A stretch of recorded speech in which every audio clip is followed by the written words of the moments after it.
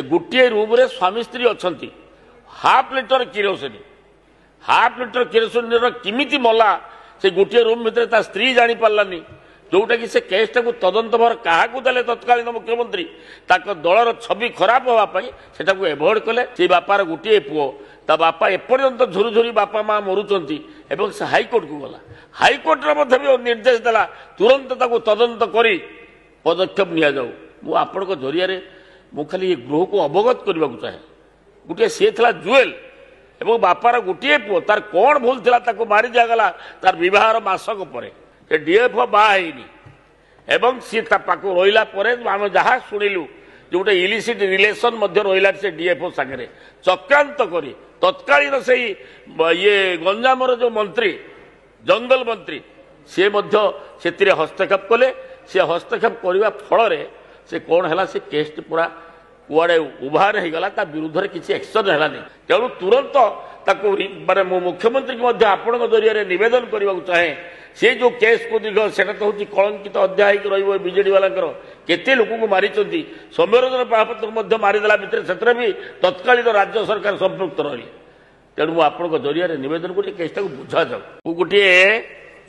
भारी गुरुत्वपूर्ण कथा एवं अत्यंत स्पर्शकातर इश्यू मोर कहबार तात्पर्य हूँ आज्ञा सौम्यरंजन महापात्र से मो गाँव पिला से आमे से अंचल गर्व करूँ से आईएफएस पाइथिला नुआ पिलाटे से चाकरी पाइथिला सेठी आमर गंजाम रे एवं सेठी एवं तार बाहागर होइतिला ता बाहागर को मध्य मु भी जाइथिली एवं सेठी से पिलाटी एते सुंदर पिला में तो गर्व करू नुआ करिक आम से भलिया निर्वाचन बेले से आईएफएस पाइला एवं टपर होइतिला सी पोस्टिंग परे ता स्त्री की जो बाहला ताकू नेकी जाइथिला सेठी रहिथिला क्वार्टर रे ता से क्वार्टर पाखकू सेठी डीएफओ क्वार्टरटा लागि एवं से समय केते होला हेची एवं किसी राजनीतिक पूर्वतन मंत्री से संपृक्त थिले आज्ञा से लड़ाई करके से बापर गोटे पुओ डेली ता बापा माँ कांदुंट न्याय पाई से मुख्यमंत्री तत्कालीन मुख्यमंत्री पाखे गुहारी भी कर बहुत आलोचना भी होती किंतु गोटे से हाइकोर्ट रे जिते राज्य सरकार पाखे निराश हेले रुह भाई राज्य सरकार जो निराश है से हाइकोर्ट को गला जिते राज्य सरकार न्याय दे पारे कारण किसी मंत्री से संपृक्त थे एवं से मारे एवं गोटे सबुठ आश्चर्य कथा से गोटे रूम रे स्वामी स्त्री अच्छा हाफ लिटर किरोसिन किमिति मला से गोटे रूम भितर स्त्री जानी पार्लानी जोटा कि से केसटा को तदंत भार क्या देले तत्कालीन मुख्यमंत्री दलर छवि खराब हाँपाई से एभोड कले संपूर्ण भाव में माने कार्यकारिता को इनक्वारी कले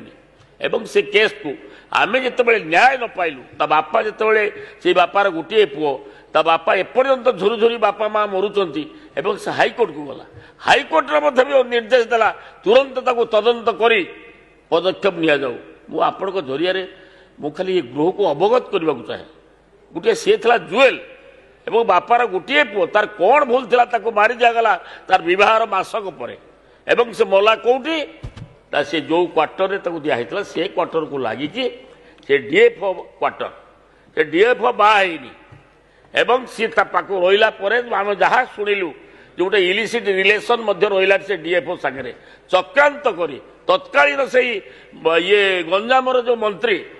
जंगल मंत्री सी हस्तक्षेप कले सी हस्तक्षेप करने फल से कौन है से केस पूरा कुआड़े उभार हो गला विरुद्ध में किसी एक्शन है किभली भाव में तार मृत्यु है सेटा तदंत है आम हाइकोर्ट को गलु हाइकोर्ट ऑर्डर दे तुरंत तदंत कर एक्शन नियो प्रतिशोध नियो एवं दोषी की दंड दियो किंतु मु मैडम आपण जरिया मु नवेदन करने को चाहे सरकार गला से तो कलेनी ये वर्षे 3 मास भीतर आम हाइकोर्ट करी हाइकोर्ट जेहेतु निर्देश देती तदंत हम कैश ड्रप हम ना तेणु मुझे जरिया नवेदन करने को चाहे आम प्रिय मुख्यमंत्री को सी तो सब कथा सी लोकों मुख्यमंत्री सी आम मुख्यमंत्री एवं मुझे जरिया मु दाबी रखुची तुरंत से रिओपन करा जाऊ से जो सौम्यरंजन महापात्र जो एसएफ जे को मरी एवं सी बेसी दुखर कथा ଯେ ସେ ଯେତେ ତତ୍କାଳୀନ ପୋଲିସ ଅଫିସର ଯେଉଁମାନେ ଥିଲେ ସେ ଝିଅ ଘରକୁ ଗଲେନି ବି ତଦନ୍ତ କରିବା ପାଇଁ ତାକୁ ଟିକେ ତାକୁ ଷ୍ଟେଟମେଣ୍ଟ ନେବା ପାଇଁ। ତେଣୁ ମୁଁ ଆପଣଙ୍କ ଜରିଆରେ ମୁଁ ନିବେଦନ କରୁଛି ନିହାତି ଭାବେ ସ୍ପର୍ଶକାତର ଇସ୍ୟୁ। ତେଣୁ ତୁରନ୍ତ ତାକୁ ମାନେ ମୁଁ ମୁଖ୍ୟମନ୍ତ୍ରୀଙ୍କୁ ମଧ୍ୟ ଆପଣଙ୍କ ଜରିଆରେ ନିବେଦନ କରିବାକୁ ଚାହେଁ ସେ ଯେଉଁ କେସ୍କୁ ଦୀର୍ଘ ସେଟା ତ ହେଉଛି କଳଙ୍କିତ ଅଧ୍ୟାୟ ହେଇକି ରହିବ ବିଜେଡି ବାଲାଙ୍କର। କେତେ ଲୋକଙ୍କୁ ମାରିଛନ୍ତି, ସୌମ୍ୟରଞ୍ଜନ ମହାପାତ୍ରକୁ ମଧ୍ୟ ମାରିଦେଲା ଭିତରେ ସେଥିରେ ବି ତତ୍କାଳୀନ ରାଜ୍ୟ ସରକାର ସମ୍ପୃକ୍ତ ରହିଲେ। ତେଣୁ ମୁଁ ଆପଣଙ୍କ ଜରିଆରେ ନିବେଦନ କରୁଛି କେସ୍ଟାକୁ ବୁଝାଯାଉ ଏବଂ ତଦନ୍ତ ହେଉ,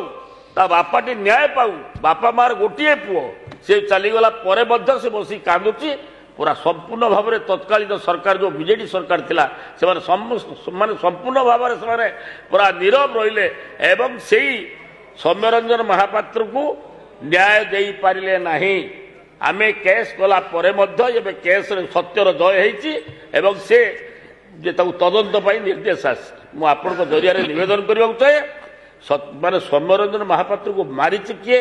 କେମିତି ମଲା, ଅଧା କେଜି କିରୋସିନରେ କେମିତି ସେ ପୋଡ଼ି ହେଲା ଏବଂ ତାର ଡେଡ୍ ବଡି କି ଏବଂ ସେଥିରେ ପୋଡ଼ି ଥିଲା ତାକୁ ଆଣିବା ପାଇଁ ପ୍ରାୟ 30 ସେଠି ମାନେ ମେଡିକାଲ ଅଛି ତାକୁ ଘିନିକି ଆସିଲେ ଯେଉଁଟାକି ଆମର ଇଏରେ ବ୍ରହ୍ମପୁରରେ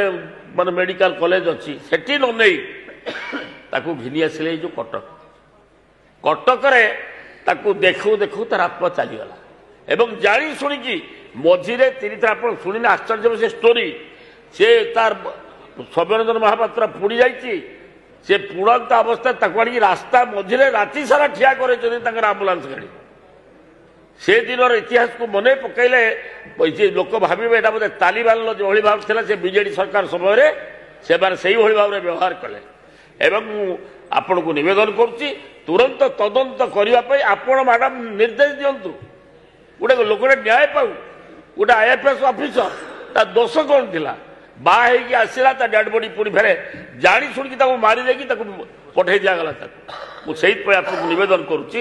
ତୁରନ୍ତ ତାର ପଦକ୍ଷେପ ନିଅନ୍ତୁ ଏବଂ ତଦନ୍ତ କରନ୍ତୁ।